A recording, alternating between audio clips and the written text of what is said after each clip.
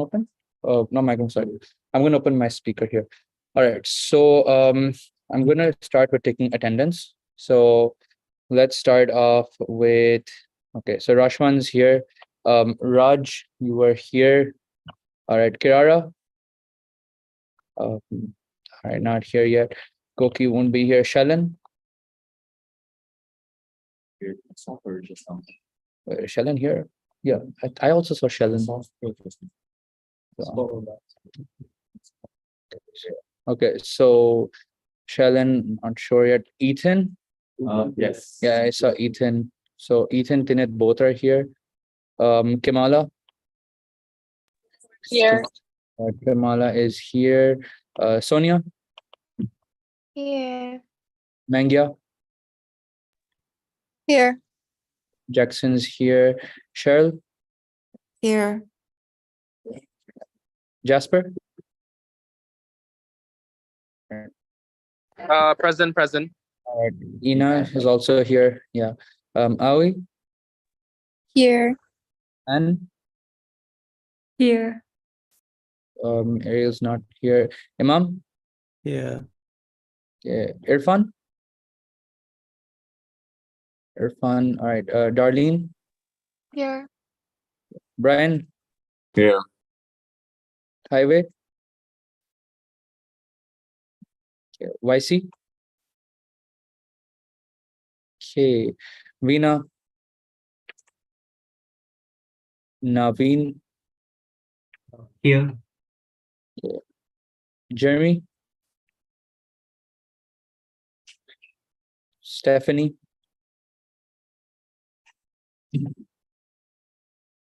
Stephanie's not here. Rainier. Present. Maisa. She will be joining me shortly. All right. Okay, thanks. Okay.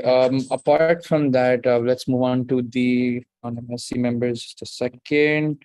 Yeah. Okay. So, Ashley.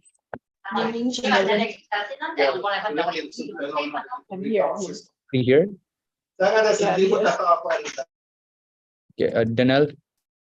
Yeah. Ashley's here. She.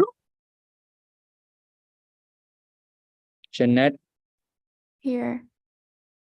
Okay. Aisha. is I'm not- here too. She's here. She's here. Okay. Okay. Rohan. I'm here. Pradipta. Here. Dominic. Fadia. Okay. Dominic's here too.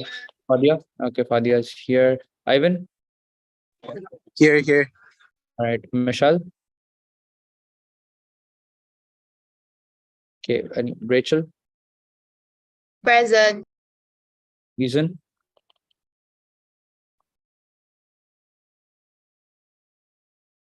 Reason not here. Okay. Suan.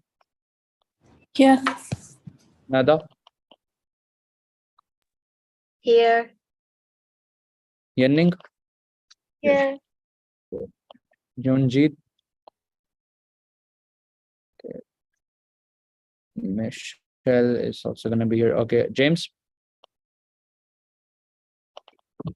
All right. Dom. Present. Oh, yeah, they're here. They're here. Okay. Yeah. June is also here. He's downstairs helping out. Okay. Noted. All right. So the people absent with apology are Aisha and Koki. The rest will be absent without apology. So It's Maisa here. myself is here. Yeah. Yep. Here. Thanks. All right. Noted. All right. So let's move on to. Yeah, I'm aware Michelle is going to be here. Yeah. Okay. So let's just move on to the first motion, which is acceptance of apology letters and proxy letters. So the below office bearers have submitted their apology letters, and the ones with the voting rights have submitted their proxy letters as well. They are Aisha and Koki's proxy is Shalan. So this motion is accepted by Raj. So Jackson. All right. Okay. Thanks, Jackson. Wait, why is it? Okay, so this motion has then been passed. Okay. Anyways, let's move on to the next motion, So this motion is about the approval of the election blueprint. So MUSA's annual elections are upcoming by the end of this week. And as a result, the election blueprint will need to be approved. And this is going to be the framework for the annual elections from which the election commission will carry out any sort of election related operations. So the blueprint includes details related to the elections, MUSA's updated structure, contested positions, and election publicity framework. So I'm going to show the updated blueprint right now, and then we can move on to the motion and the acceptance. All right. So to start off with this, first we have our index as per usual. Oh, you guys cannot see my screen. Hold up. I'm gonna, yeah, okay, I see why. Can you guys see my screen? All right, perfect. So the first thing is that we have the election commission as returning officers. This is just a basic understanding of what the role of the returning officer is and what is the election commission, how must they be appointed. All right. So in this situation, for example, we have the returning officer who will be outside of Monash. The deputy returning officer, one must be of Monash, the other does not have to be of Monash. If it is a Monashian who is the DRO, they will forfeit their right to vote within the annual elections. And not these people cannot be the office bearers or anyone to do with MUSA. All right. The role of the returning officer is to manage and take care of the elections, for which the details are given over here, including managing the candidates, taking care of any sort of documents. The only one who can overrule any sort of decision would be the electoral tribunal, which will consist of members from the Monash, I think, business law tutors. And for that, the details will be in the regulations, which will be sent later this week. All right. So moving on to the structure, a brief introduction to MUSA structure. MUSA structure. Yeah, sure. Yeah. Can you see better? Yeah. Okay, so MUSA structure will have 4 departments, which will make up the executive committee. I'm just going to add one thing over here before we move on, which would be that we will also have the editors.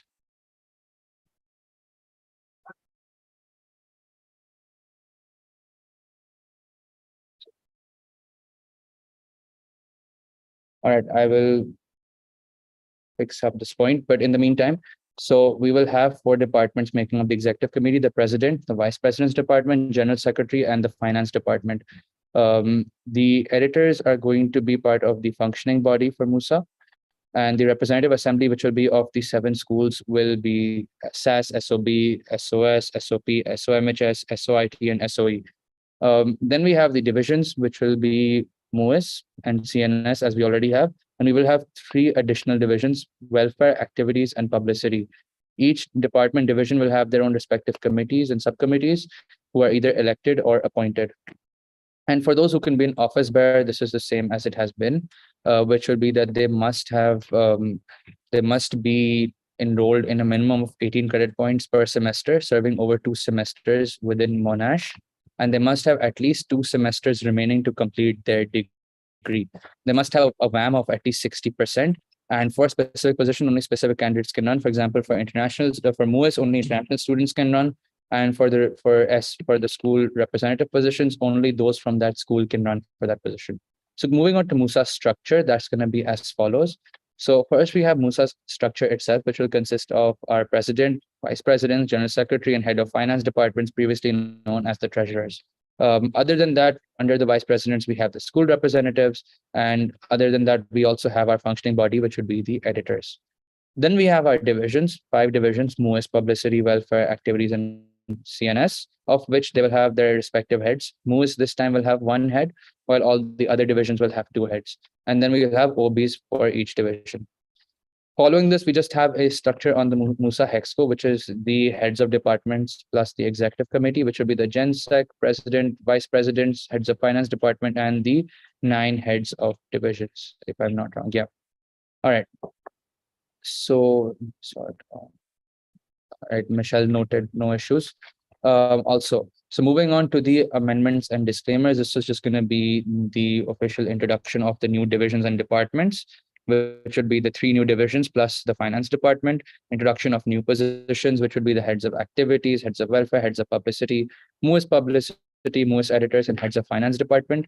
Alongside some notable removals, which would be one head of MUSA will not be there from next year. MUSA media, since it is being split up into publicity and editors, will not exist as a sole department any longer.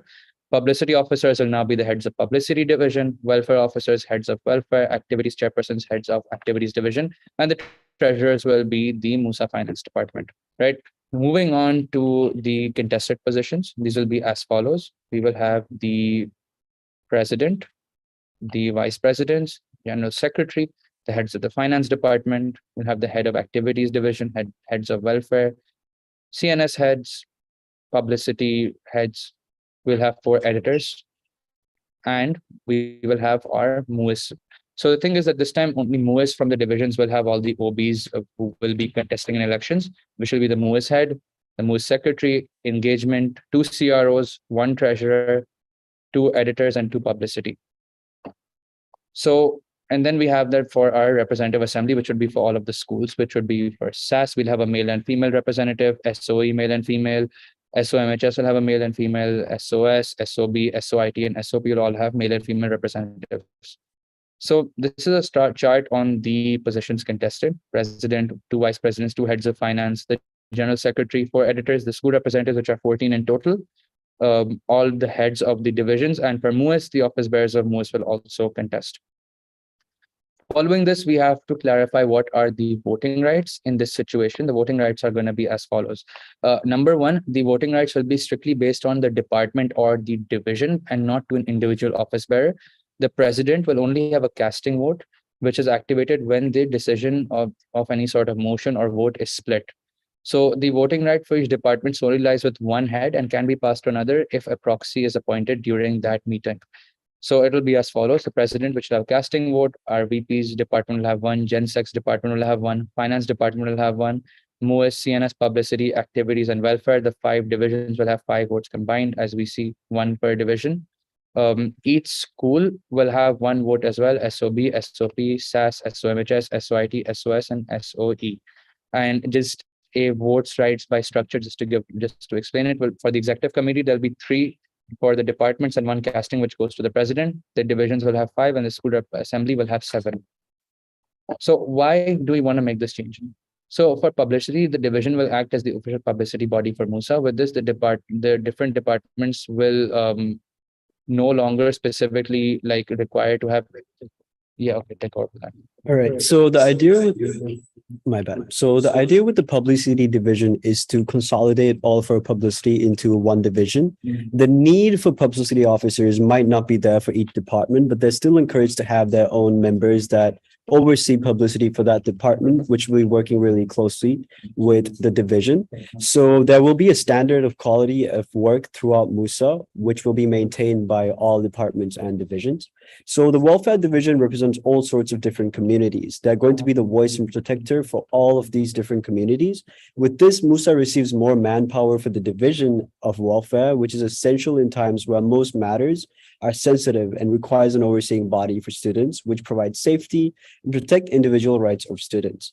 So the lounge will remain under the jurisdiction of the welfare division, and we will see the introduction of a new group called the community representatives under the division as well. So for the activities division, they handle a majority of overall MUSA events. And with this turning into a division from a department, a dedicated team will be present to function for all MUSA events. The purpose of the division is basically the same as it was as a department, but given that it is a division, we will have more manpower and standardize all MUSA events under them. We're also going to have 2 main events team, one that handles flagship large-scale events and one that handles small-scale, more frequent events. So in terms of what's not going to be changing, MUIS and CNS will still retain their constitutions and their rights to publicity and event planning. Scroll, please. Yep, that is all in terms of what is changing. Hadi, you can take it over from here. Okay, to continue on, all right, so we just have the pre-election nominations, campaigning and voting, and post-election stages for the election process. These will be as follows. So let's start with the pre-elections. So firstly, we'll appoint an election commission, which starts off with the returning officer who has been appointed in DROs. Currently, we're in talks with the DROs, which will be appointed hopefully by the end of the week, everything should be sorted. As for the returning officers briefing, the RO themselves has been briefed on what to do. So this part has also to a large extent been complete. We will have a meeting with the EC, which is the election commission. That is the election committee and election commission have a meeting to finalize everything. And then this group will also be created once the EC has been fully selected. Okay. After that, we will have a notice of election that should hopefully go up by tomorrow. That is the plan as of now. And for this, we will have the returning officer who will give the notice of elections based on the timeline that has been provided for the elections. All right, this would be the official start to the elections, after which we will have the open talk. So these are sessions which will basically be for those candidates or those potential candidates who actually want to run. They're going to hear from the HSC and from us as well, and from the election commission on what there is in the elections, what they need to do, what is the timeline, what documents they need to see, right? So that they get an idea of MUSA, they get a feel of MUSA and see if they want to contest. Now we come to the nomination period. Now this period is quite an important period. So first of all, we will have the initial nomination period where the election commission will first write down, will first publish that we have the nominations coming up, after which potential candidates will fill out the nomination form. Once they fill that out, then the EC is going to screen it and see if there is any candidates who do not meet the requirements. This will be in the election regulations.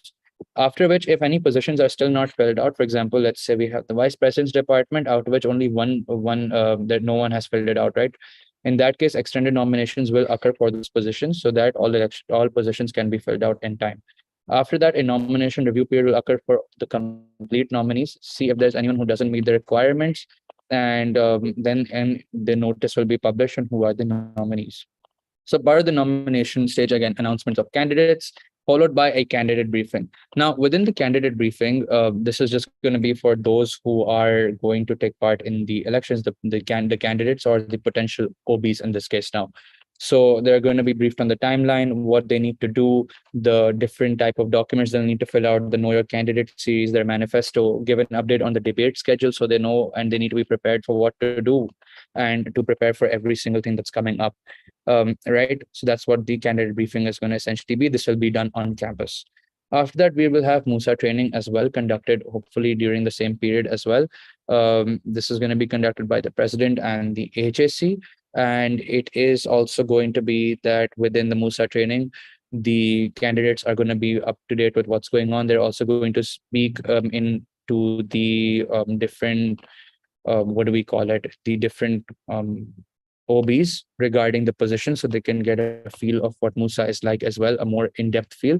And also, we would also recommend something to do with them coming to see the office and maybe having a physical session as well with the OBs prior so they can get an understanding of what this is exactly going to be. After which, we'll have the manifesto and policy building and the Know Your Candidate series. So the Know Your Candidate series is essentially just going to be the details of what the candidates want to do, including their manifesto, and on top of that, who the candidates are. So the population, the Monash population has an idea of what is going on, who are the people who are contesting, and who we should vote for. Following this, we will have the campaigning and voting stage. Now, this is probably the most crucial period in which campaigning will begin. So there will be a budget given to each party or each independent candidate in this case regarding the campaigning purposes, and within the different what do we call it, the different types of, hold on, I'm losing my train of thought. I'm just going to continue on with this once again. So within the campaigning period, the most important thing to note is that candidates will be campaigning on campus throughout, and there will be certain regulations that will be set by the election commission, which they will have to follow. If any sort of breaches are done, then the EC will deal with it accordingly. So yeah, again, as I said, on campus campaigning will occur. So all that I just said is mentioned right over here. In addition to that, we will also have on-campus debates. The schedule will be given to the candidates prior, and in this, the debates will be held on campus, right? So there will be a stage setup and all. Then we'll have the Know Your Candidate series, which will be published. Yeah. Okay. All right. So I'm going to stop sharing. Okay. Mute.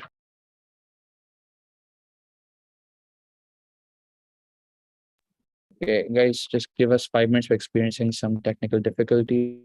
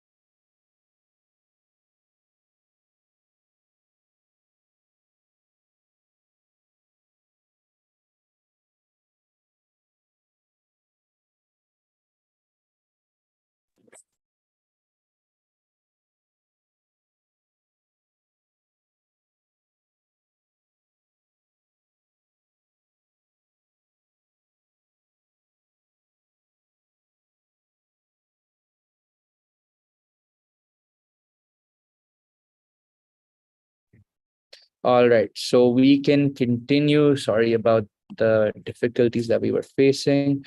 Anyways, to continue on, right. So we will have the Know Your Candidate series, which will be published online as well for everyone to note, after which the voting period will occur. Now, the voting period will essentially be done through the e-balloting or e-voting platform. And if that has any sort of issues, then we will proceed to use Google Forms if needed. All right.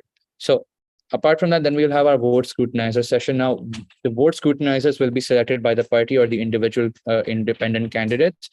These will be people who will check the final results to see if there's any sort of discrepancies or any sort of what bias has been used for the voting process. And then we will first update them on what to do, on how we go about this, and then they will check. Right. Then we will have the results ceremony. This will take place on campus. And the most important thing over here is that all the candidates will be there. The returning officer and the deputy returning officers will manage this and will also be the ones speaking and announcing the results. However, it is recommended that all MUSA and all MUSA individuals do come and witness the result ceremony. All right. So for the post-election stage, once this is done, right, once the elections are over, there will be a declaration of results, which will go on all of our social media platforms in the following methods. And after which we will also have an election debrief with the MUSA's election committee, which would also highlight what we have seen are the key issues, what can be improved, what it is that we did well, and basically a post-event analysis, after which an election report will also be needed. This will also be used for the during the MSC, the next MSC scheduled right after the elections, where the returning officer will present the report. All right. And here's just a key timeline, or key dates and election timeline of sorts. The notice of elections will hopefully go out tomorrow. Then we have the ticket registration begin on 8th September. 16th September have the nomination period. 2nd of October would be the candidate debates, and campaigning period will officially begin. 12th to 19th of October will be the voting period, after which the results ceremony, followed by the post-election report, where we'll have the MSC afterwards, then the ROs and DROs are discharged. Now, there could be some changes to this timeline. As of now, this is what we have finalized. Then we have the election publicity. So this is just the essential methodology that we are using. So the election commission is the one that is going to make all of the content. However, the posting will be done by the publicity officers of MUSA, right? And these are just the type of platforms that we will use on campus and online. Following that, what is done by the EC versus publicity and Monga, that's also explained over here, is the same capacity.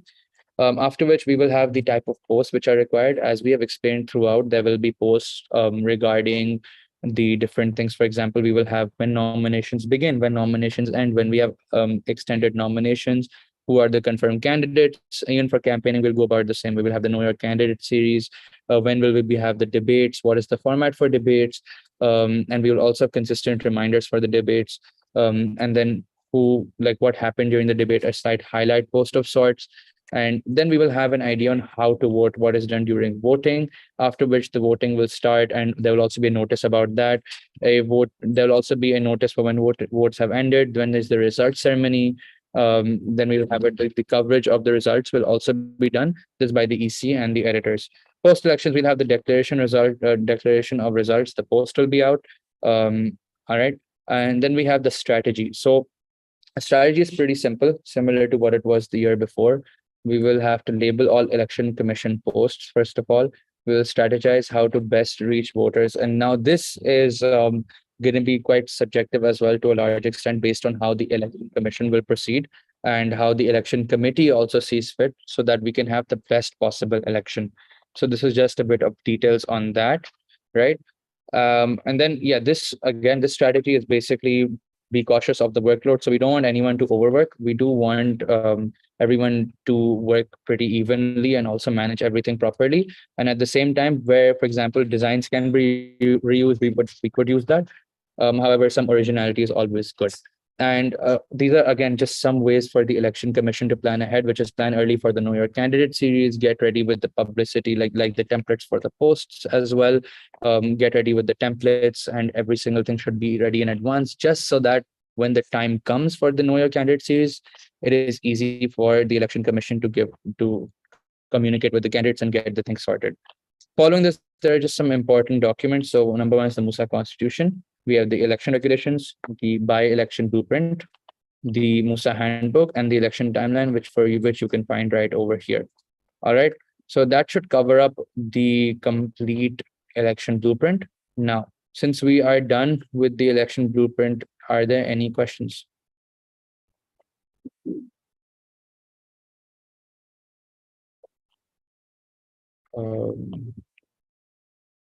So yeah, Imam.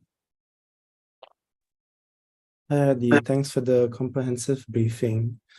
Just wondering if the HEC was already consulted for the final version of the blueprint that you just presented. Okay, so to address that, we asked HEC for feedback, but the final blueprint, we did not send them a copy before this meeting. But the feedback that they mentioned has been taken into consideration. A lot of it was very valid, and we appreciate the help, and we have amended the blueprint to reflect those changes. But no, they were not consulted with the final draft. Okay, thank you for that clarification. Another question to Hadi would be, as that you are the head of the election committee, right? And from previous years, there has been an increased apathy towards students running to become office barriers. So what are some of the steps that you have thought about that maybe can be implemented with the election committee to tackle this issue? Could you rephrase what you're saying, just so that I can get an idea of what you're trying to ask? Yeah, so I was saying that in previous years, right, when it comes to elections, MUSA elections, right, there has been an apathy towards students wanting to run as office barriers, meaning that there's reluctance and lack of candidates, right? So how do you boost the engagement in creating that awareness for the student population in Monash to make sure that they are interested in wanting to become office barriers and run as OBs? All right. So actually, that's a very good question, Imam. So the way that I look at this, right, we need to look at this from a student's perspective. Do I want to run? So our ideology this time is we want, not that I want to run, but we're going to make it seem like that this is for you. This is for you. This position is for you. So that's the kind of methodology that we will be going with this time. And in terms of how to gather candidates and how to increase the amount of votes. So for increasing votes is pretty simple: on campus campaigning, which will include tables for different the different parties and the different independent candidates over a certain period. All right. And there will also be, like, for example, MUSA will have their own table where we'll also have stickers. They will give out stickers that I voted. So people will come, scan the QR code, they will vote, and then they'll get us, they've showed us the proof that they voted, right? Then we'll just give them a sticker that I voted. So these are just methods to make individuals vote. However, when it comes to actually making the positions more appealing, look, I'm going to be honest, the best way is word of mouth marketing. Apart from that, I do believe that we have already begun spreading word that the elections are coming up. So we are creating hype. And to be very honest, once the publicity begins, right, we will look towards making sure that more and more individuals are consistently looking into this and applying. And even more so than that, we have shortened the election regulations, removing any sort of clauses that contradict and made it shorter. Only and only because it not only does that make it a bit more streamlined, but it will also appeal to more candidates. Because let's be real, when you see too many words and too much of something, you're a bit scared to go towards it. So we also want to appeal to more and more of the audience, and in this way that will also take place. So with all of that said, apart from that, again, word of mouth will probably be the most important, crucial factor for which the election committee, the election commission, and the whole of MUSA will be encouraged to take part in.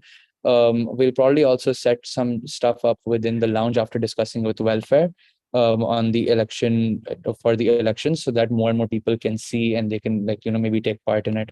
So hopefully that answers your question there. And in terms of having on-campus things, see, when we also have the candidate briefing, for example, that will be on campus.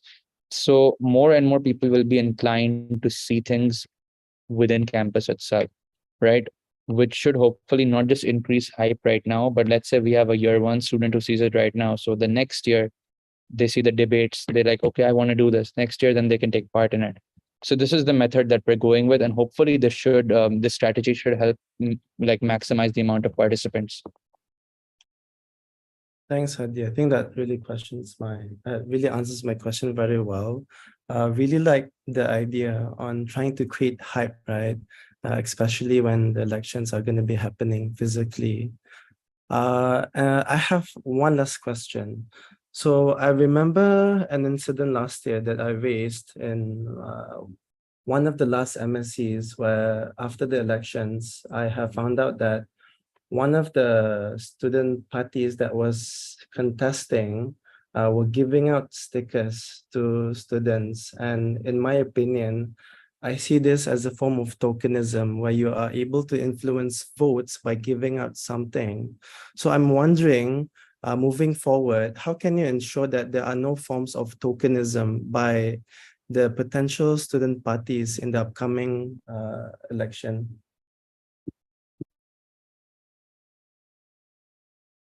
Okay, so you see, Imam, it's actually a matter of perspective.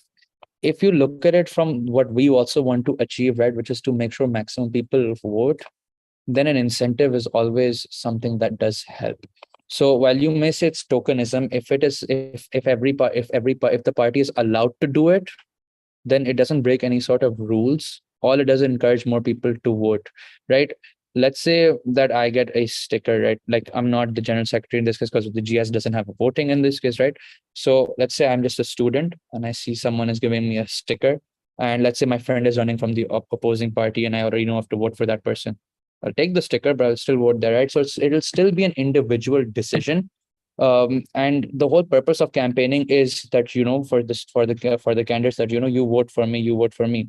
What MUSA will do, on the other hand, is provide stickers that I voted. So we will be the neutral body in this case, and the election commission will look over everything to ensure that no sticker has, or any sort of other campaigning and marketing material, is against policy, is against regulations, and is actually making sure that one party is being favored over the other consistently. We will ensure that that doesn't happen.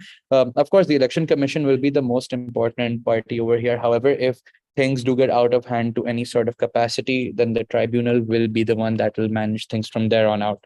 So in terms of tokenism, we look at it from a perspective that you want to get more and more people involved, and at the same time make sure that there is not any sort of extreme bias towards one party or one candidate, and so on. So in this way, we will maximize the amount of people that would be allowed to run, and we will also make sure that every single candidate is completely aware of the um, regulations and the notices regarding elections, so that no one has an effective edge over the other.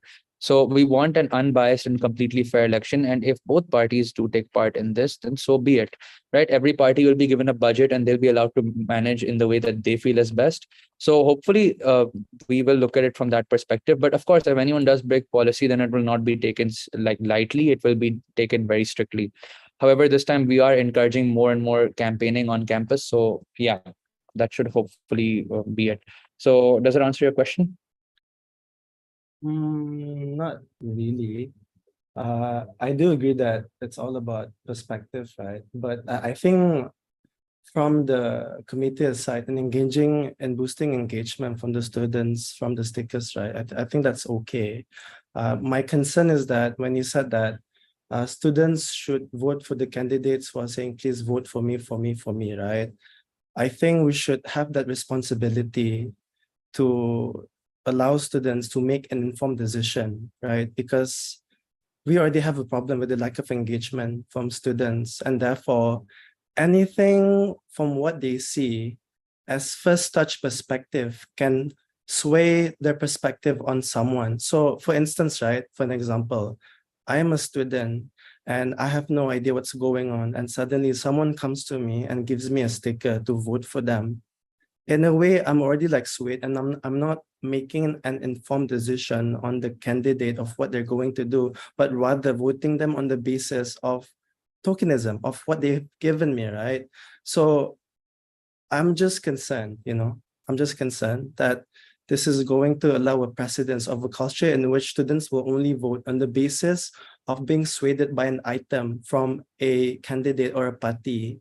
So I just hope that the Election Commission can look into this to monitor. And I'm not saying that stickers should not be allowed, campaigning should not be allowed, but we have to ensure that students have to make an informed decision in voting on a candidate. Oh yeah. So for that, I've also answered this like earlier as well, that I completely agree with the fact that needs to be informed as well. So like I've said, there will be party tables for each of the parties and for the independent candidates, which will be right in front. They'll be next to each other. So if anyone's walking, they will see all of it happening, right? Number one. Number two, yes, the election commission will take things strictly if any sort of regulation is broken, and all sorts of publicity which the parties have to do will go through the EC first. So in that way, we will ensure that nothing like that will occur. All right. So hopefully that should not be an issue to any capacity, right? So yeah, hopefully that answers your question. And if any sort of bias does sort of come up within like any sort of marketing campaign from one party, then we will first of all not approve it. And if it gets approved due to any sort of reason, then it'll be like, the approval will be taken back immediately, because that is not allowed. All right. So hopefully that should answer your question. Thanks, Hadi, for taking my concern with such attentiveness. All the best.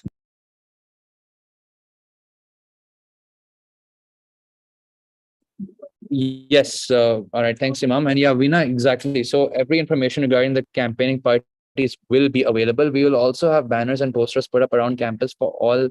For if we're unable to put up all the candidates, we will put up for the different like parties contesting. For example, this will be up to the EC, to be very honest. However, with this, right, the information from our side should be equal, and from the EC side as well. Now, it also depends on if the party is willing to market extra, right? So we will encourage it. However, that depends on their strategy as well. So to our best, we will make sure that all information is given, and hopefully with the MUSA table being there near the concourse area, we will provide a fair and unbiased view to everything, alongside giving them QR codes to the your candidate series, as well as the election guide. So that should hopefully clear things out there too. All right, perfect. Does anyone have any other questions here?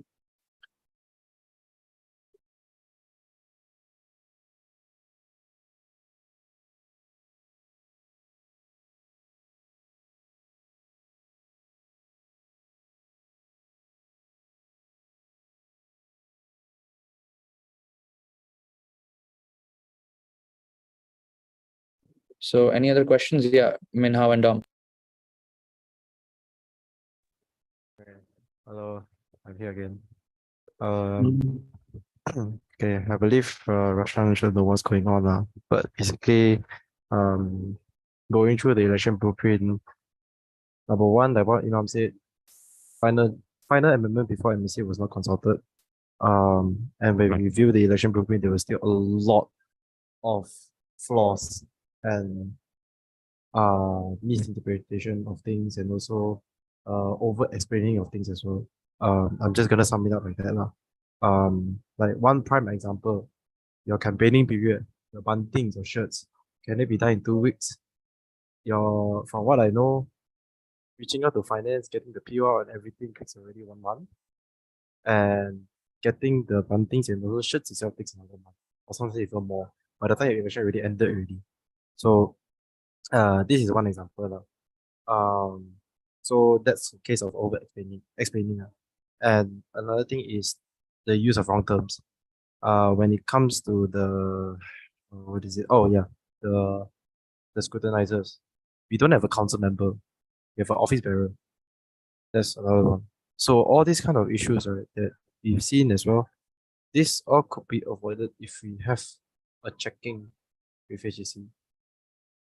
Yes, we entrust the abilities that you all can do the amendments and also make sure that it's proofread, but then it's always just a good act to kind of have more eyes to have a look at the blueprint and then triple and quadruple check before releasing it to everyone. And if you continue this whole feature cycle and again, and let me tell you, that's just not gonna happen anytime. Heck, even this semester, we're not gonna have elections already. So why, like I understand that there are last minute issues that came up, but like it, I don't think the last minute issue will take the whole day, I assume. Yeah, unless it requires a lot of thinking, a lot of discussion. But you can just pop a text asking us to review it. And then once you're done with the last minute issue, we could have provided our comments, and then you all can straight away just work on the blueprint and then just get a check-in done. All these kind of things could be avoided, but here we are. Lah. So if it gets passed, then good luck. Lah. If it doesn't, then you all should know what to do. Lah. You don't need me and Dom to constantly repeat and repeat and repeat and repeat. Then elections will happen, and then happy MUSA. I think it's it. Why are you so insistent on passing a low quality product? Like, With all due respect, I'm gonna need you to fix your tone right now. I agree with Rashwan. I understand completely the frustrations that you might have, but I'm gonna need you guys to work on your tone right now.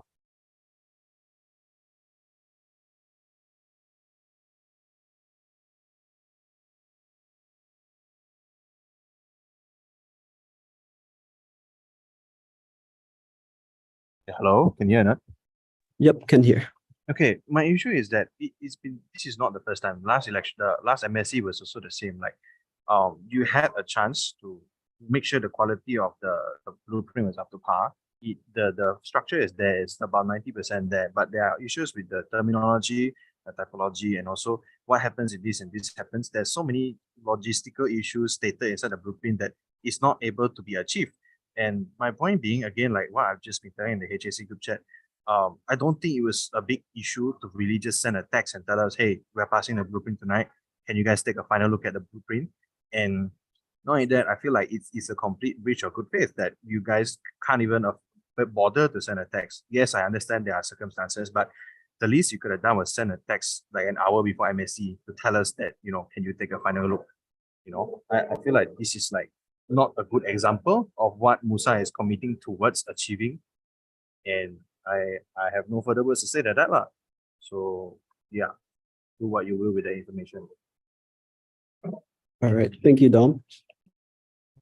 But okay, just to not be so harsh, I would say that regardless of the results, let's say if it doesn't get passed, I really don't mind just like checking out overall every day to see on the progress. Yeah, like I can help out just to do diligence and to check up on because I also understand that you are currently handling a lot of major issues right now in MUSA. So if you really need the help, just feel free to reach out to us. Like it's not that we're just out there to score everyone. It's that it's very tiring to see that when we come in and be involved in these matters, right? It's always last minute, number one, and number two is always on very improper occasions. That's one. Yeah. So it's not that we just push out our tone like that. It's just that like number one, like what Dom said, it's been repeated already. And then number two, it's always on very not so good occasions. Yeah.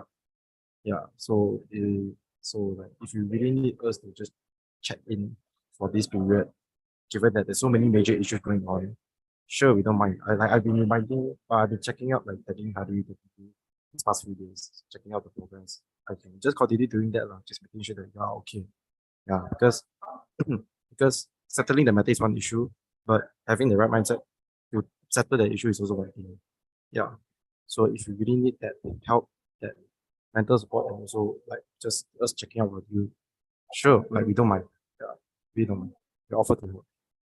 All right, thank you, Minho. Imam, you have your hand raised. Yeah, thanks, Rashwan.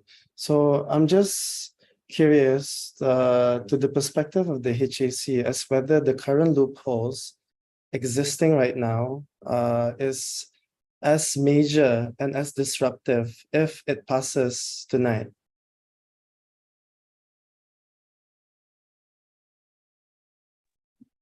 Okay, my point being that we did give comment on the first draft of the blueprint that we've seen earlier. It does fixes the majority of loopholes that we pointed out, but because we were not consulted, the things that we've been updated has created new loopholes which means that every single point that is not followed to the letter, right? And because it's so specific, it means that every single item on the blueprint that has been passed, right, it warrants the issuance of a warning letter for every single item therefore. It's a legal document, and the last time that there's something like this happened with the blueprint, right, is during Kajan's time when he as president was kicked out of MUSA because the election blueprint was passed, like he executed election without the blueprint being approved. So it's not something that takes so lightly. The loopholes do need to be fixed, and if the MSC deems that the loopholes are acceptable and the risk is acceptable, then by all means approve it lah. If not, then I hope that you guys look through it closely to make sure there's no loopholes, because we've really done our due diligence. We mentioned we are able to look at the blueprint, but we've not consulted on the final draft. So, I mean, okay, what to do?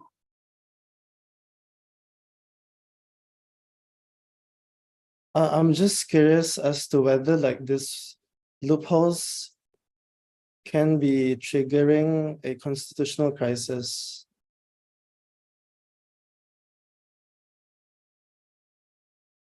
To Dom and Minhao or Rashwan. We're not sure because we haven't even had the time to take a close look at the blueprint, but just a close look at the on-campus campaigning part. There's already a few parts that I don't think you'll be able to fulfill, like the shirts. It takes 4 to 6 weeks to create designs and send to production. You're already in week 6 and your election is in week like 8, 9. So it's not possible even to fulfill that part of requirements. You can't just put that kind of stuff there without cross-checking the feasibility and practicality of that. So Okay, knowing that there's is- that loophole there, so I don't know. Yeah, that's a valid point completely. I think that's really great that you raised that. I've asked to remove that because it is too specific to put that information there. But apart from that, I don't think there are loopholes in that could cause any sort of constitutional crisis, to be frank. But if there are any other, I would appreciate if you guys could shed some light on it. Because to be frank, I don't think that the issues that are there now could cause constitutional loopholes and crisis. There was that campaigning part, but we have amended that. So other than that, I don't think there's any other ones. Okay, wait, just to confirm, you're asking us to look through the entire document right now and see if there's any loopholes. No, I'm saying, is there anything that's caught your eye that has, raised a flag right now? Okay. Because Even if there's no constitutional crisis, right? Point being is that deviation will cause a warning letter to be sent, and going by the narrow interpretation, and it needs to be sent to every single MSC member who has approved the blueprint. I'm not sure if that's a risk you should be taking, in fact. And to add on, right, I think, I mean, we didn't really mention that you create constitutional crisis, but interpretation will be one issue.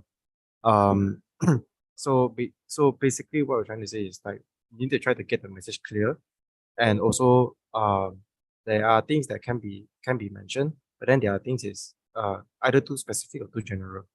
Yeah. So like what I said, the use of terms, because that's what all of us basically suffered when we're trying to interpret the constitution. Yeah. So as a person that is creating this kind of rule set, then you get to be on the other side of the table where when you're writing all this, right, as the RO and the DROs or people who are reading the election blueprint, can they understand the message correctly or not? So that's the main message. It's like the terms that you use sometimes can ultimately define what the whole context means. Yeah. So that, and I already mentioned one example just now. So like that's one thing that it raises concerns. Some, it might not be so major to the point that it creates a crisis, but butterfly effects do exist as well. Yeah. Go on, Imam. Yeah, so I'm wondering, right, because I understand that we are already at a tight deadline or timing in the semester, and I'm wondering, as mentioned by the HAC, that there are certain phrases or wordings or condition and terms that might cause some issue in terms of framing and all of that. And I'm wondering if the blueprint passes tonight, if this, in my opinion, may be minor or maybe major to the eyes of the HAC, if this can actually be amended after the blueprint is passed. I don't think the blueprint can be amended after it's been passed, but if I can say anything, I would say that I have read through the blueprint, and of course, there's phrases where, regardless of how you phrase it out, interpretation is key there. So I understand that concern, but I don't think that anybody would be misinformed if they went through our blueprint, especially ROs and DROs, who would also be briefed on what the blueprint stands for and what it's trying to accomplish. So again, I want to reiterate that we are aware that once things are stated in the blueprint, it is a requirement to carry it out. The executive committee, along with the election committee, is very confident in this blueprint. We have looked at possibilities of things going wrong, and we have thought about ways to address them, especially given the fact that campaigning is going to be physical. And given that we have not done that in recent years, we understand there's a lot of concern there because, it hasn't been done in recent times. So we are very well prepared for things that may go wrong as well.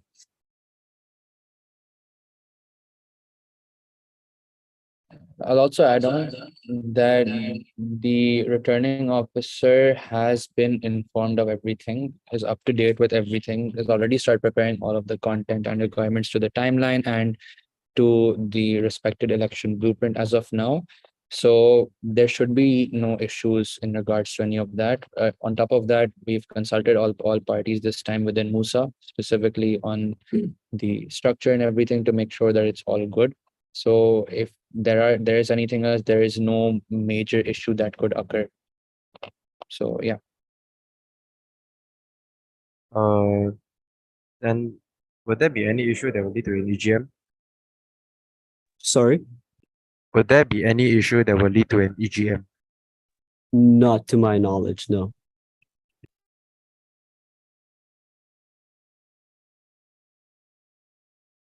Because if you're considering EGM, that would be because of a major oversight or a major mistake. I do not think that the current blueprint will result in one of these. I think both of us, you already say we want to say, you just let the voting decide. Then from there we see. I can only say that there may be nothing that could instantly cause a major issue. Like I said, butterfly effect. That's all I gotta say. All right. Thank you, Minhao. Thank you, Dom. Does anyone else have any questions?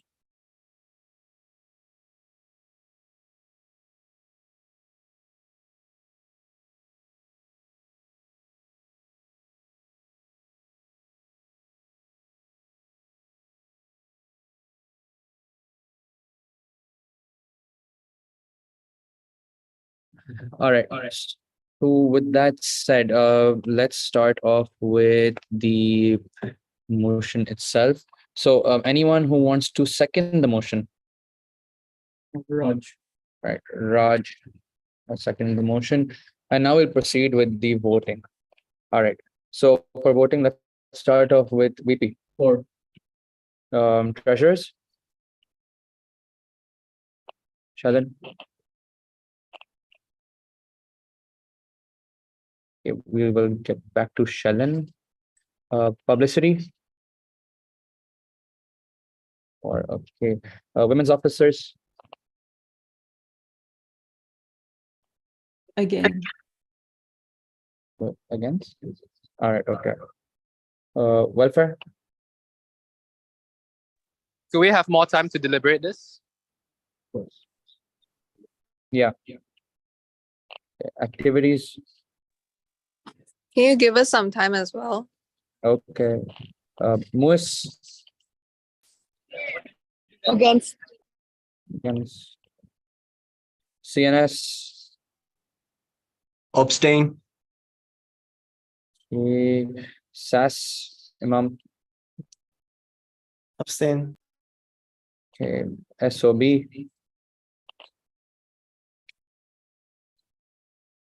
Irfan. Or again, sorry. Okay. SOP. Is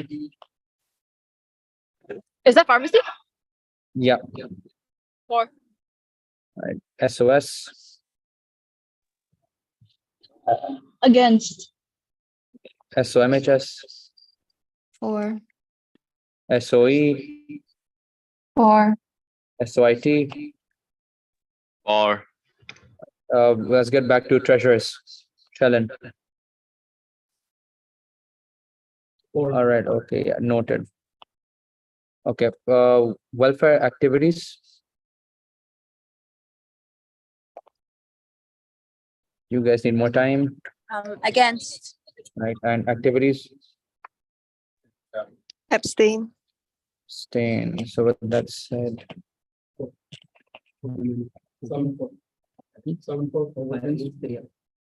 What does that make it? Pass? This way.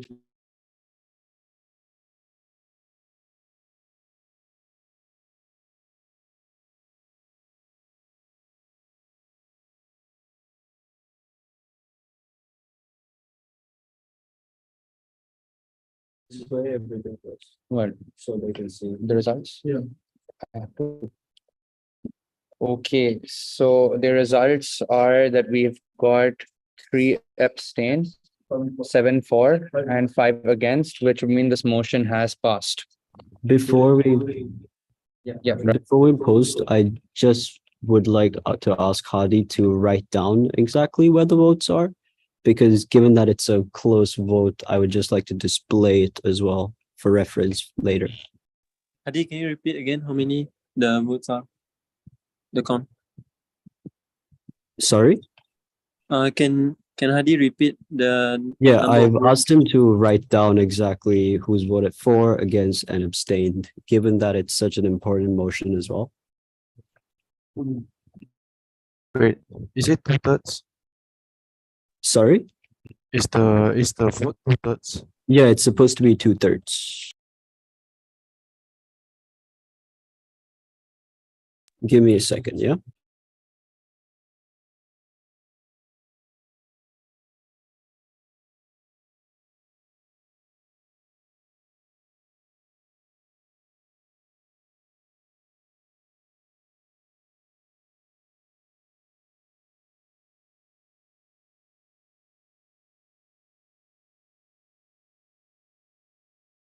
So a minor miscalculation on our side, the motion has not passed based on the current votes. Wait, what happened? I thought it's 7 against 5. The simple majority. No, it's requires 2/3. Where does that vote right now?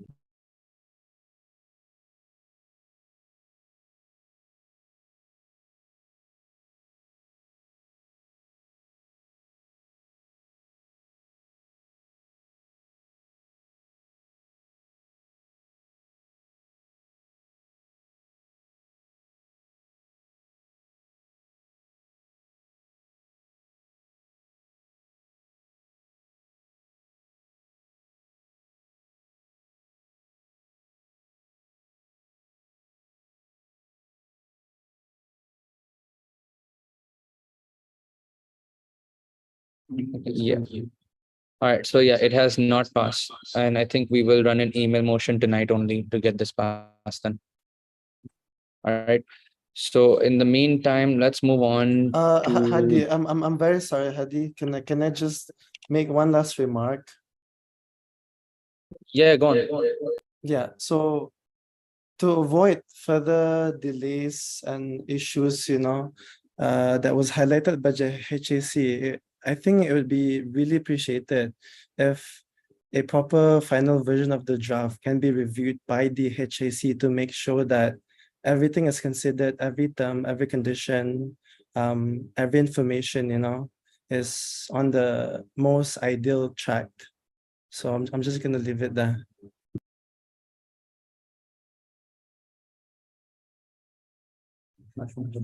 Yeah.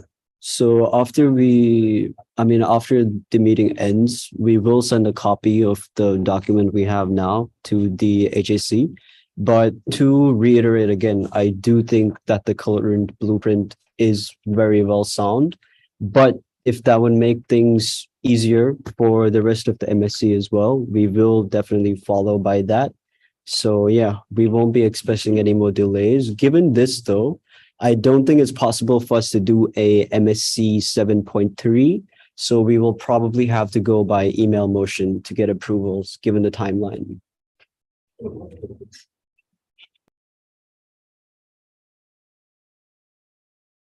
All right. Thanks, Rashwan. Thanks, Imam. All right. So we can move on to the departmental updates. And for that, we'd like to start off with activities. So activities.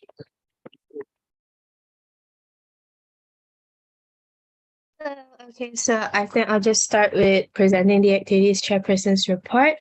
So in terms of July, we recruited about 6 subcommittee members, and they're taking part in the team right now. They're going to be helping us with the remaining of the semester 2 events that we have prepared. In terms of Monash Got Talent, it was publicized on the 9th. And actually, recent update is that we actually closed the submissions yesterday. So there's going to be a lot of result processing, and the results should be opening and being revealed by next week. But all students of Monash are welcome to participate in this and stand a chance to win a grand prize of 500 ringgit. In terms of inner campus, it was the collaborative event we had with the Publicities Officers Department a few days ago. Student councils from all different types of unis were invited, included Sunway, INTI, Harriet Watt, IMU, APU, and even Taylor's. The event consisted of games, a light dinner, fashion show, networking sessions, and in charge of the activities department, in terms of what we were in charge of, we did some of the games, we did the dinner, the point system, the prizes, and in addition, some light decorations to help as well. So in terms of Monash Ball, the tentative dates is actually going to be around mid-November. The final date is yet to be finalized, but we have taken into account the end of exam dates and the start of internship dates. The theme for Monash Ball has been shortlisted by the department. However, we are going to be opening up suggestions from MUSA for about 1 week to promote inclusivity among MUSA OBs. So any theme that you guys think you like it to be taken into consideration, or you guys have any ideas about, please feel free to contact either me or Mingya. That's about it for the activities chairperson's report. Mingya, is there anything that you want to add? Yeah, I actually have some things I would like to add on behalf of our team as well. For the inter-campus event, right? With all due respect, the fact that this is a collaboration event between the publicity and the activities department, the team feels that both parties should contribute equally. However, from what my team and I think Sonia and I observed is that the publicity subcom, although they did contribute, but what we did on the actual day itself actually ended up doing more than what was discussed and planned out. And in terms of communication, we hope that there will be a better flow of communication next time, as there were some things that couldn't be bought or purchased or included in the event in the last minute. So we hope that from activity side as well, we would provide a more better plan and a contingency plan. But we also feel that last minute changes often affects both departments. So we hope that this can be further planned out. Yeah.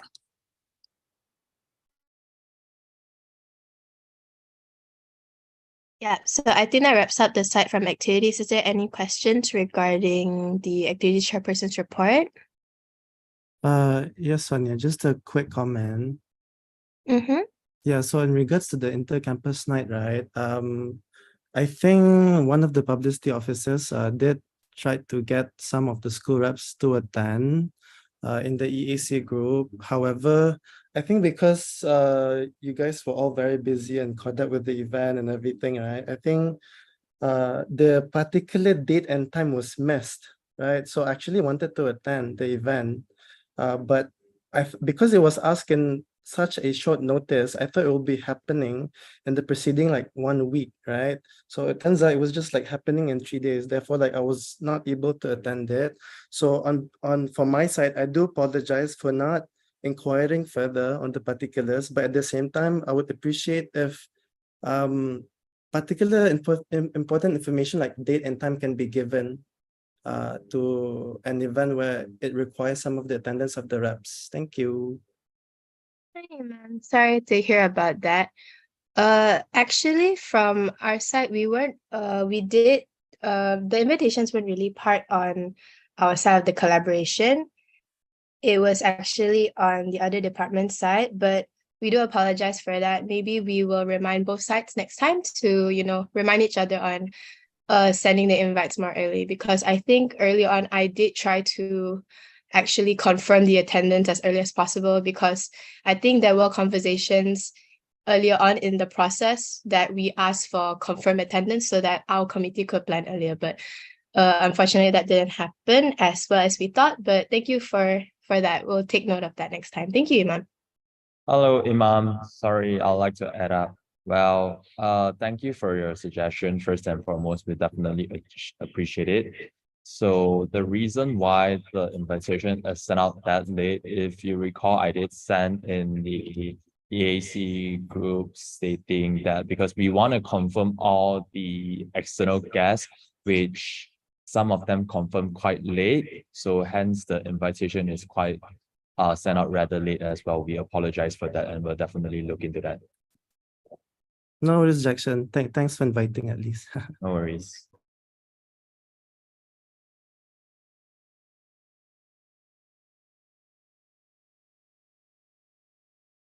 Is there any more questions regarding the activities chairperson's report? 3, 2, 1. If Oh, there's sorry. not, then I just saw on the report that the Monash Ball would tentatively be on November. So I'm just wondering, like, wouldn't this be? I'm not sure if that's already week 12, but isn't that like already SWAT VAC in November, or is it already like week 12? No, it's actually after exams. Yeah.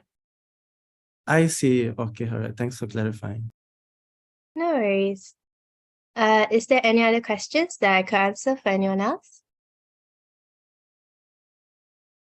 If there's not, then I think that sums up the activity chairperson's report. Motion accepted by? No. Thank you. Wait, I didn't hear who accept. Me. Oh, okay, Michelle. Yeah, thanks. All right. Since this is done, we will now move to the next one, to the publicity officer's report. So Jackson and Cheryl. All right. So first is July subcommittee recruitment. We have successfully onboarded 7 new subcommittee with a total. So we have in our team, we have 13 subcommittee together with 2 publicity officers. So publicity department consists of 15 members right now. And moving on, we have engagement plan. So each operation manager will be releasing activities and content on a weekly basis as part of our 2-way engagement. I believe this is the 2nd week we are doing this right now. If we are noticed, on Monday, we have a trivia. On Tuesday, we have a news views on Tuesday. On Wednesday, we have a playlist. On Thursday, we would have like a sort of a Q&A session with students. And for Friday, we have a weekly recap. And as well, for engagement, we will be preparing to launch a podcast series which involves functioning bodies to talk more about their takes on different topics. For example, welfare. They can talk about welfare issues in terms of mental health, in terms of physical health, everything that is related to the welfare of students. This is a way, but it's more on planning side. Next part is publicity, and Monash Malaysia had worked together to launch Monash Malaysia TikTok account, where both entities will be in charge of rolling out content. Right now, it's considered as a unofficial Monash account, but we still launch it because we want to lock in Monash Malaysia, I mean, in terms of the username. So we have next part, we also have a student-oriented publicity event, which is in the midst of discussion with one of our subcommittee. So moving on is about the inter-campus night. So an estimated of, I mean, I think this part we can just move, but to update, it was a success. We actually spent lower than budgeted, and we managed to invite 6 university over, which is Taylor, Sunway, INSEE, Harriet Watt, International Medical University, and APU, Asian Pacific. So yep, this has been talked by activity, so I shall not waste everyone's time here. So moving on is Monash merchandise. So samples have been sent in, approved, and we can expect our batch of merchandise to arrive by end of August, start of September. But if you look at 8.4.4, I've updated. The vendor is trying to push everything to arrive by the 2nd of September, as well as the what do you call MUSA OV shirt as well, the second batch. All right. So for this one, we will be working on the photo shooting method as well as sales method.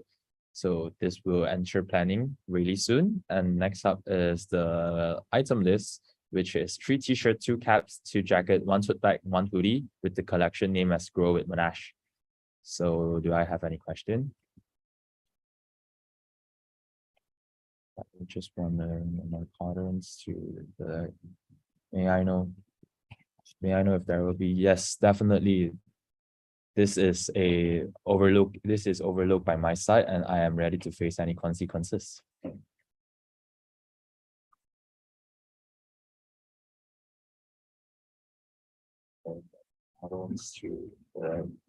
May I know? Hello, sorry. May I know if there will be yes, definitely. This is overlooked by my side, and what does it mean?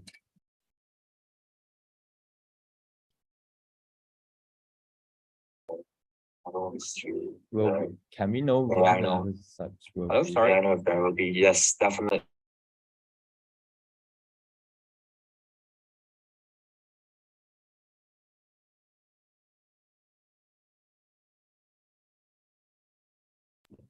All right.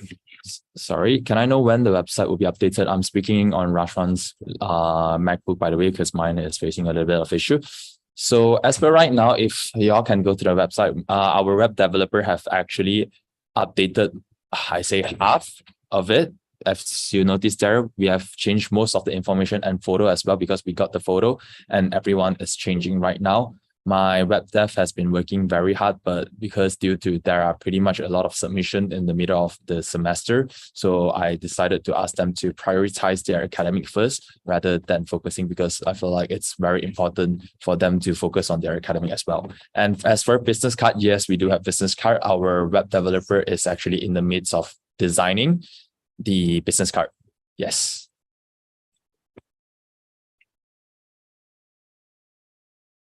Any other questions? Any other questions?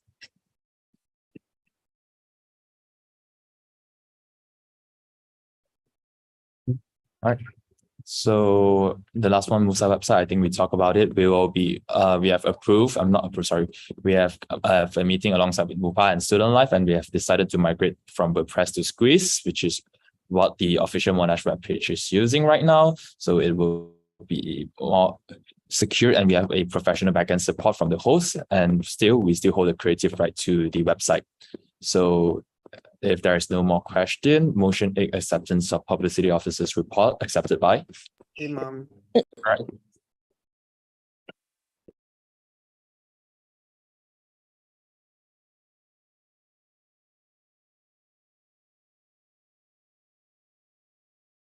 Okay, I think after publicity, we can move on to welfare.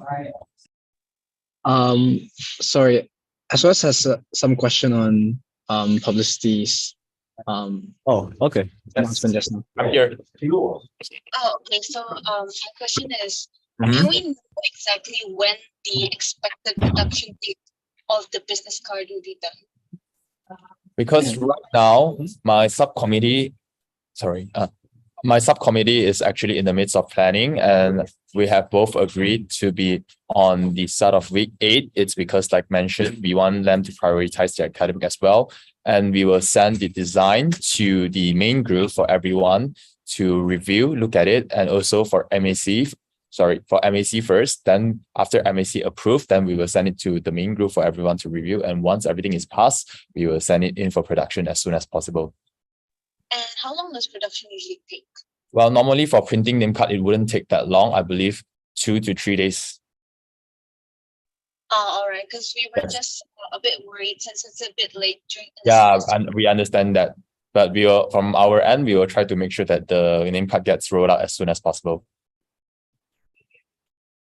All right, noted. Thank you. Okay. So Do I have any more?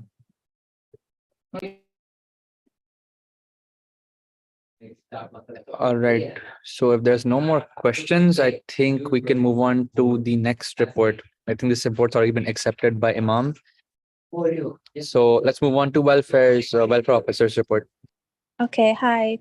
Yeah, so for our report, for the first thing, we are planning an animal shelter visit event with the School of Science Representatives Department. EMS has been submitted and the event has been scheduled for the 9th of September. This event will involve 20 students volunteering at Second Chance Animal Shelter. For the next thing, I think I did highlight this in the last meeting as well, but the discussion room bookings system has been revised, and this is following the advice of the president in order to make sure that it's only used by people who have been authorized to do so.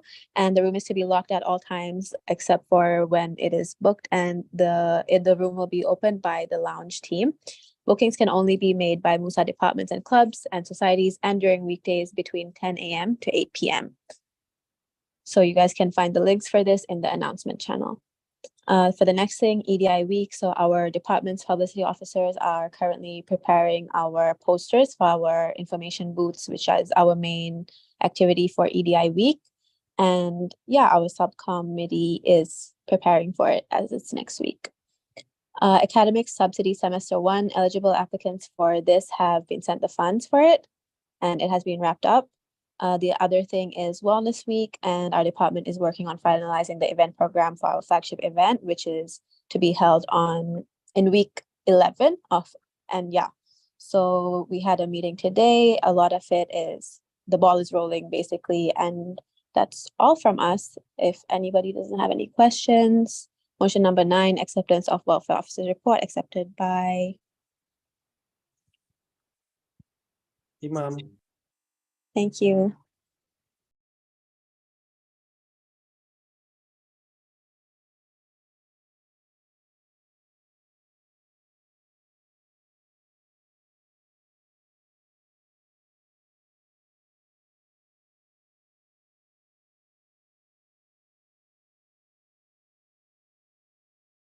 Okay, so for the women's report, the Monday discussion, the department's third Monday discussion is scheduled to be held in the second week of September. EDI week, the department is in the progress of preparation for EDI week information booth, and the code red giveaway, the event is scheduled for the 2nd of this October. The giveaway would include sanitary pads, heat patches, scrunchies, and chocolate to be given out to about 500 students. Motion 10, acceptance of women's officers report, accepted by Jasper. Thank you.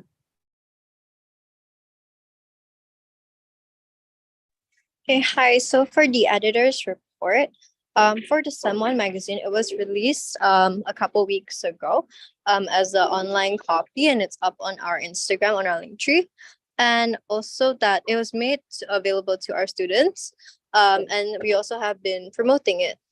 And for the second item, it is Monch. So Monch between the publicity officers and also Monga it took place basically a few weeks ago, and it is to take place again once during the midsummer break, which is around like after Monash Cup ends. So it's like a few places at once. Yeah. So that will be like a more larger munch that we'll be doing. And for like the other 2 munches, it will be held like for our own munches within our own department. It'll be held in Chain and Monroe in September and October, and both sponsorships have already been secured and confirmed with the company as well. That's mostly it for us. And motion 11, acceptance of editor's report, accepted by Jasper. Thank you, Jasper.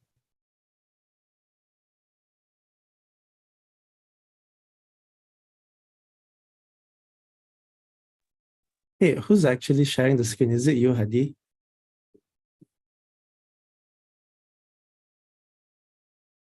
Never mind. Whoever's sharing the screen, thank you. Okay. Hello, everyone. I'll try to make this short and sweet because it's already quite late. So some updates from us is number 1. We had our last event, which is the SASI Get Together event that was held on the 11th of August, 4 to 6. And this is a time for all of the new intakes and also current students to come and mingle and play games.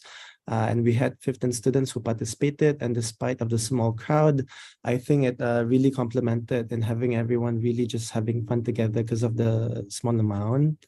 And then just some updates of the involvement of SAS in 7 School Spirit Week. SAS was particularly in charge in making for all of the captions responsible for all of the schools to post in terms of the themes of the outfits and all of that, and also the winners. And for SAS merchandise, we have closed the pre-orders on the 11th of August 2023. A total of 61 orders was made from SAS students. Right now, we're still in the process of acquiring like quotations from suppliers, but hopefully by tomorrow, we're able to like raise the purchase orders, and we have set the timeline to have the delivery of the merchandises by week 8. And then the SAS Student Staff License Committee meeting, this will be happening on the 5th of September next week in Building 2, if I'm not mistaken. And this is the time where the school representatives will be providing general and also non-general feedback for students, like teaching and learning feedback, which was acquired by both the faculty or the school or the management, and also us independently by the reps through our Instagram channels on a Google form. And then the SAS2 starter pack. This was a starter pack that was provided to students at the start of the SEM, where we had like certain toys, for them to play around, and also like stickers unique to the design of School of Arts and Social Sciences. And then an upcoming another event. We're going to be having the SASI Academic Workshop that's happening this Friday.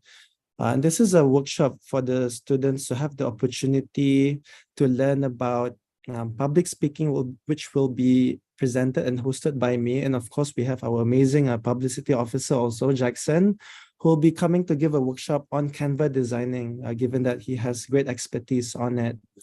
And then we'll also be having a crafternoon happening in maybe week 8. And this is the time where students can come and play and design with crafts, with their hands and all of that.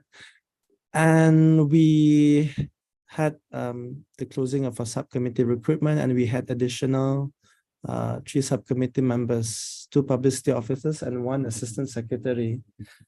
So does anyone has any questions or any feedback or criticism? Please do raise it now.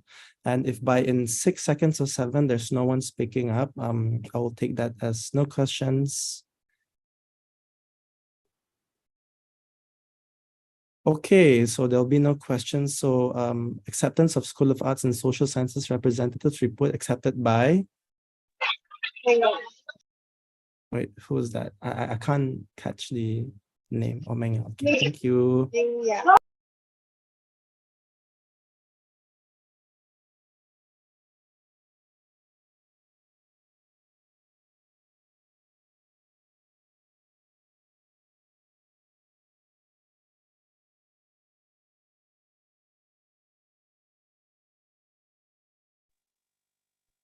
Right. Yeah, so now School of Business, Irfan, you can start your report. Okay, hello everyone, good evening. So today I'll be beginning my School of Business report. So firstly, I would like to let you all know about the subcommittee recruitment. All subcommittee recruitments for SOB have been completed. We add an additional 2 roles, which is 1 operations and 1 publicity, due to a large amount of workload in SEM 2, which they needed more help. So that's why it's increased. Apart from that, we also have our subcommittee onboarding. All new subcommittee onboarding briefings have been completed, and all new subcommittees have been introduced to their respective roles and be given the necessary resources such as the SOB database, Google Drive, and etc. All right, so moving on, there is the School of Business collab with School of Medical and Health Sciences movie trivia night, which has successfully been conducted. We had some small problems with F&B, which and apart from that, we also achieved 95% registration in attendance. We achieved 95% registration attendance, meaning 95% of people who registered had attended. So apart from that, we also had a SOB bonding sesh, which was conducted. It was Running Man team. It was conducted with all subcommittee members and major / year reps members. It had a very high satisfaction from participants despite the event only being organized by 2 people. As for the SOBX BDO resume building workshop, it was held on 22 August, 6 p.m. The event also got a high satisfactory rate from participants. Aside from that, we also had a personal consultation session for the participants, which was very much appreciated for the participants. I believe even some of our OBs here had attended it. And finally, we also held our first SSLC meeting for SEM 2 on 22 August, and we addressed some issues regarding assignments, because now more exams are the units are becoming more assessment based. So there's more in semester assignments, and therefore there is an increased complaints regarding free riders. So we help to address the issue and discuss a solution with our respective EMOs. And finally, we also address some issues regarding certain units. So does anybody have any questions regarding my report? Regarding the school business report? 5, 4, 3, 2, 1. Okay, so school business representative report accepted by Imam. Thank you, Imam. Have a nice night, everybody. All right, starting with the School of Engineering Representatives report, we'll only go through the highlights. So on the first thing, Buddy Night Semester 2, the event was concluded smoothly. And also for our career series, which was a collaboration with SOIT, the event was also concluded smoothly with good interaction with some renowned companies who were invited to hold the workshops. Our hoodie sales has also been completed, and all hoodies has been collected by the engineering students. We also had our EA school accreditation review that happened on the 14th of August, where panels from Engineers Australia came to review and accredited School of Engineering. Appointing of interim year representatives for semester 2, we appointed 2 new representatives for year 3 chemical and for year 2 electrical. We also just finished we finished our engineering specialization session, where we had the year representatives present on each specialization for the year 1s. We also are having our mid-year year rep session right now, which is ongoing in week 6 and will end at the end of this week, happening outside of OD1. And we have also gotten the date of our SSLC for this semester, which is happening on 19th of September. So that is all. Is there any questions? All right. Motion 14, acceptance of School of Engineering Representatives report accepted by? Highway. Thank you, Kaiwei. All right, so for the School of Information Technology representative report, I'll keep it short. So for the highlights is code start. Then as what Darylyn has mentioned, the SOIT and SOE career series, Monash Coding League, t-shirt sales, and as well as the conclusion of Hello Coders. So for code start, our code start event was held on the 22nd of July to the 29th of July, basically a 1 week long event, where on the 22nd of July, it was primarily a beginner Python workshop for the year 1 and semester 1 students held by Chantel Loh. And on the 29th, it was a mini competition between them, and the winners was given 150, 150 Grab vouchers respectively. For the next event, as Geraldine has mentioned about career series, I will not delve into too much into it. Basically, the companies invited were Petronas Gamuda, AWS Singapore, as well as Mobius. can scroll down a bit. All right, thank you. So then for this coming Saturday, we'll be holding the final round for Monash Coding League, where schools from other schools will come to have a coding league competition in our school. Then it has been cut down to 2 rounds due to the state election, and lucky draws worth RM50 touch and go vouchers is running alongside the event during the registration and will soon be finalized. And for our t-shirt sales, our pre-order has ended and the details for collection will be announced soon. A total of 94 students have pre-ordered the shirt. And now for Hello Coders, the conclusion of Hello Coders is finally done after 3 weeks of mentor-mentees mingle sessions, and certificates of appreciation and touch and go vouchers will soon be sent out to the mentors. So this is all for our report. Motion, I believe is 15, accepted by.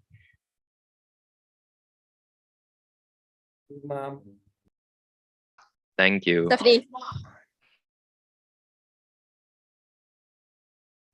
Okay, hi. For School of Medicine and Health Sciences, we had a movie night. There were small hiccups, but all in the event went swimmingly. Most of the hiccups came from the venue itself. Somehow the speaker and the screen kept glitching. And then we had the movie trivia night, as Irfan said. And for ESSFS, we posted a reminder reel.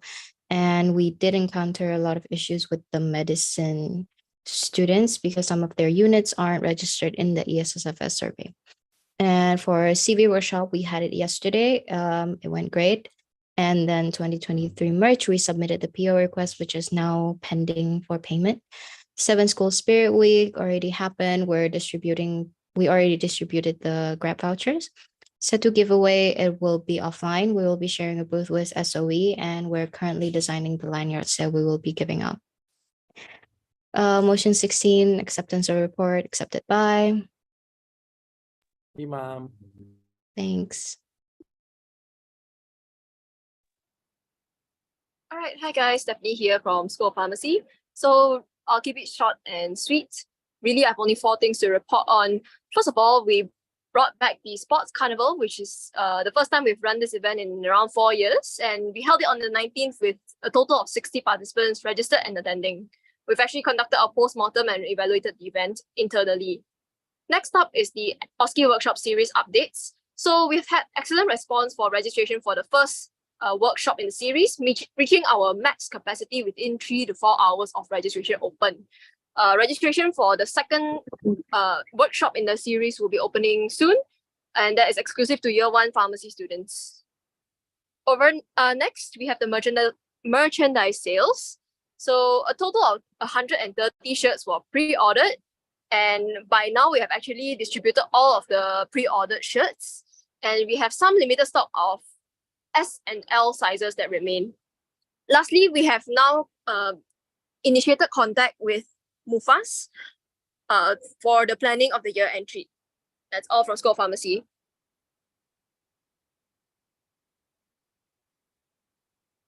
So acceptance of School of Pharmacy representative report accepted by Darren. Thank you.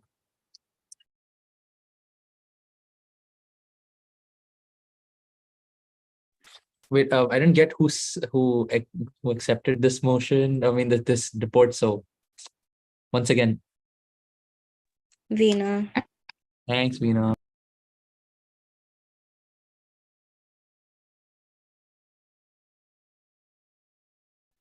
Okay, so from SOS's side, first of all, we have the semester 2 peer mentoring program that we have completed in the beginning of the semester. And then we also had our nostalgia night, mingle night, which was also successfully executed. And then last week we had our collaboration with the club GRN for mangrove planting in Kuala Selangor, and 42 students have signed up. And then we're also, as Welfare mentioned before, we're planning to host an event together for an animal shelter volunteering event. The EMS have been submitted and an appointment have been made with the shelter. Next is student chapter formation. So we're currently in the process of reaching out to ASM, which stands for American Society Microbiology, organizers from other universities to inquire on how to establish a legit student chapter in Monash under ASM. And next is the 2023 SOS merch. So we closed pre-order on the 19th of August, and we gathered around a total of 161 orders. We're in the process of production right now. We're finalizing the numbers and contacting the company for production. Next is SOS interview series. So we have uploaded week 1 for this new initiative uploaded on our IG as Instagram Reels. We could have also been uploaded, and all the video clips have been recorded. Next is the SOS vlogging competition. So we have actually initiated a vlog competition to showcase the life of SOS students. And so far, there's 1 entry. Next is the SOS and SOE symposium. So we have chosen committee members to organize this event, which is scheduled to take place in week 7. Posters have been uploaded on our IG, as well as SOE's IG, as well as our email blast as well. The emails have been blasted. Lastly, the 7 School Spirit Week. It was done last week. We are now in the process of, we have selected winners, and we're now in the process of contacting them. Okay, so that is it for SOS. Can you scroll down, please?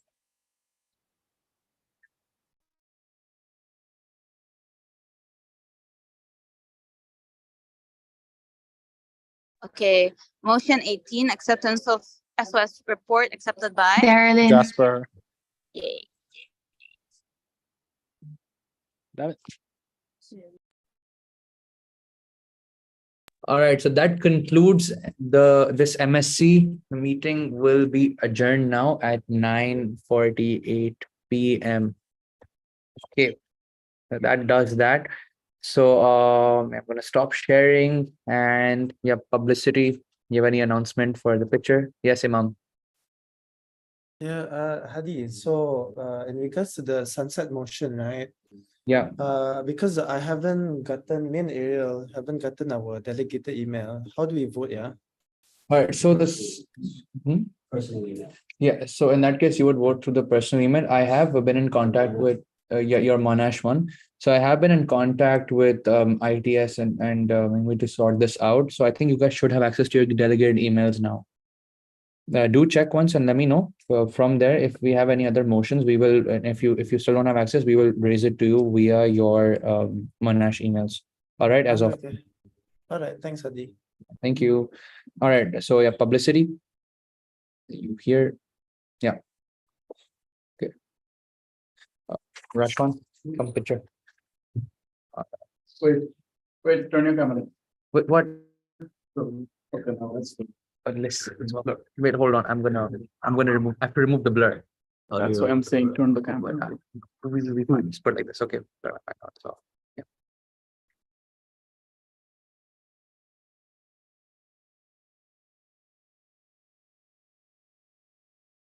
Hello, can you open your mic, please? Mic, like the camera.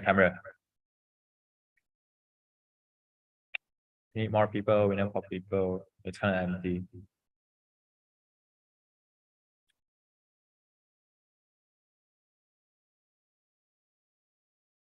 Thank you.